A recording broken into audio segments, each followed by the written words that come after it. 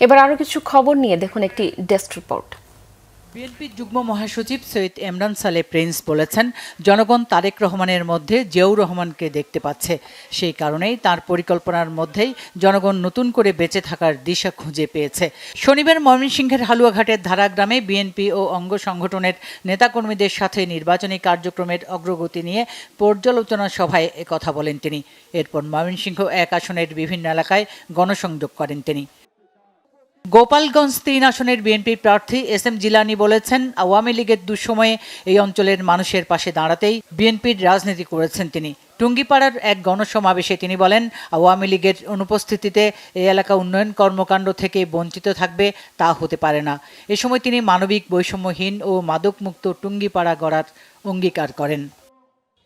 রাজশাহীতে প্রয়াত প্রধানমন্ত্রী বেগম খালেদা জিয়ার কর্মময় জীবনের উপর আলোকচিত্র প্রদর্শনী হয়েছে।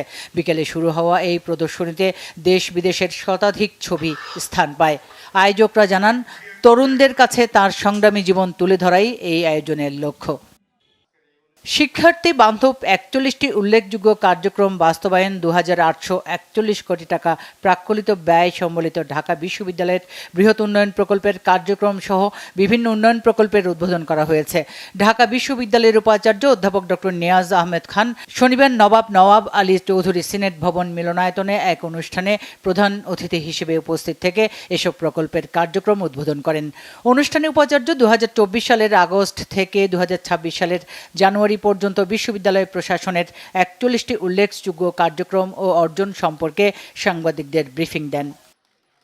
মির সিরামিক লিমিটেড দেশের সিরামিক শিল্পে নতুন মাত্রা যোগ করেছে তাদের প্রিমিয়াম টাইলস ব্র্যান্ড ক্লিউর যাত্রা শুরুর মাধ্যমে। দীর্ঘদিনের আস্থা বি উইথ দ্য বেস্ট ভাবনাকে ঘিরে তাদের slogan the ceramic of modern living নিয়ে বাজারে এসেছে।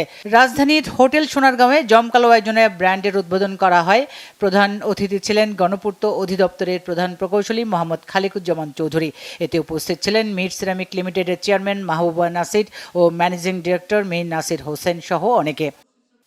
দুর্নীতির সাথে কোনো আপোষ করা হবে না। ক্ষমতায় গেলে শিক্ষার মান উন্নয়ন ও কারিগরি শিক্ষা প্রসারের ক্ষেত্রে বিভিন্ন পরিকল্পনা নেওয়া হবে জানিয়েছেন শরীয়তপুর 2 আসনে বিএনপি প্রার্থী শফিকুর রহমান কিরণ। শনিবার রাজধানীতে সখীপুর থানার চর সেন্সাস ইউনিয়ন আয়োজিত মতবিনিময় সভায় তিনি একথা বলেন। দেশের বিমা খাতে নৈতিকতা, স্বচ্ছতা ও সুশাসন স্বীকৃতি প্রদান এবং গ্রাহকের আস্থা সুদৃঢ় করার লক্ষ্যে বিমা উন্নয়ন ও নিয়ন্ত্রণ কর্তৃপক্ষ আইডিআরএ আয়োজিত আইডিআরএ ইন্স্যুরেন্স এক্সেলেন্স অ্যাওয়ার্ড 2025 অনুষ্ঠান হয়েছে। সন্ধ্যায় রাজধানীর একটি অভিজাত হোটেলে গ্র্যান্ড বলরুমে অনুষ্ঠানের প্রধান অতিথি ছিলেন প্রধান উপদেষ্টার বিশেষ সহকারী ডক্টর আনিসুজ্জামান চৌধুরী। বিশেষ অতিথি ছিলেন আর্থিক প্রতিষ্ঠান বিভাগের সচিব নাজমা মোবারক। অনুষ্ঠানে বাংলাদেশ ইন্স্যুরেন্স অ্যাসোসিয়েশনের first vice president Adiba Ahmed এবং বাংলাদেশ ইন্স্যুরেন্স ফোরামের সভাপতি বিএম ইউসুফ আলী সম্মানিত অতিথি ছিলেন। স্বাগত বক্তব্য রাখেন মোহাম্মদ ফজলুল হক। পরে বিমা খাতে নৈতিকতা, স্বচ্ছতা ও সুশাসনে বিশেষ অবদান রাখায় নির্বাচিত প্রতিষ্ঠানদের আইডিআরএ ইন্স্যুরেন্স এক্সেলেন্স অ্যাওয়ার্ড 2025 দেওয়া হয়। শনিবার ঢাকা ক্যান্টনমেন্টের সেনা চত্বরে হয়ে গেল ইসলামী ব্যাংক বাংলাদেশের ঢাকা 3টি জোন ও 5টি কর্পোরেট শাখার কর্মকর্তা ও কর্মচারীদের নিয়ে কর্মকর্তা সম্মেলন। এতে প্রধান অতিথি ছিলেন ব্যাংকের chairman professor doctor M Jubaidur Rahman. সভাপতিত্ব করেন ব্যাংকের ম্যানেজিং ডিরেক্টর মোহাম্মদ ওমর ফারুক খান। ব্যাংকের additional managing director engineer Mohammad Jamal Uddin Majumdar ও ডক্টর এম কামাল উদ্দিন জসিম সহ প্রধান কার্যালয়ের ঊর্ধ্বতন নির্বাহী জোনের প্রধানগণ সহ সর্বস্তরের নির্বাহী ও কর্মকর্তারা উপস্থিত ছিলেন। অনুষ্ঠানে সেবার মাধ্যমে গ্রাহকদের যাবতীয় সমস্যা দূর করার কথা বলেন প্রধান অতিথি। রাজধানীর ধানমন্ডির একটি কনভেনশন হলে শিপার্স কাউন্সিল অব বাংলাদেশের 44তম বার্ষিক সাধারণ সভা হয়েছে। কাউন্সিলের চেয়ারম্যান মোহাম্মদ রেজাউল করিম এতে সভাপতিত্ব করেন। সভার শুরুতে এ পর্যন্ত যেসব শিল্পপতি ও ব্যবসায়ী ইন্তেকাল করেছেন তাদের আত্মার মাগফিরাত কামনায় 1 মিনিট নীরবতা পালন করা হয়। সভায় গত বার্ষিক সাধারণ সভার কার্যবিবরণী, পরিচালনা পর্ষদের প্রতিবেদন 2025 সহ 2025-26 অর্থ বছরের অডিটর নিয়োগ ও তাদের পারিশ্রমিক নির্ধারণ করা হয়। বিদ্যমান পরিস্থিতিতে দেশের সার্বিক অর্থনীতি সহ সড়ক, নৌ ও রেলওয়ে পরিবহন ও বন্দর ব্যবস্থাপনা নিয়ে আলোচনা করা হয়।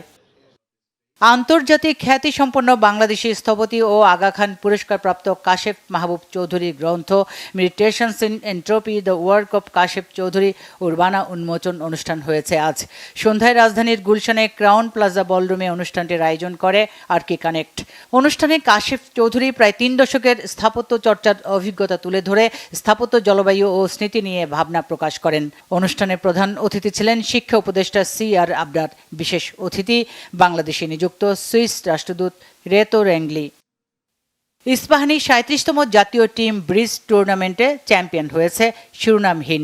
রাজধানীর ইঞ্জিনিয়ার্স ইনস্টিটিউট মিলনায়তনে অনুষ্ঠিত ফাইনালে তারা 30.33 পয়েন্টে হারিয়েছে ম্যাক্সিমাস গ্রুপকে। ফাইনাল শেষে অনুষ্ঠানের প্রধান অতিথি যুব ক্রীড়া সচিব মাহবুব উল আলম প্রধান অতিথি হিসেবে পুরস্কার বিতরণ করেন।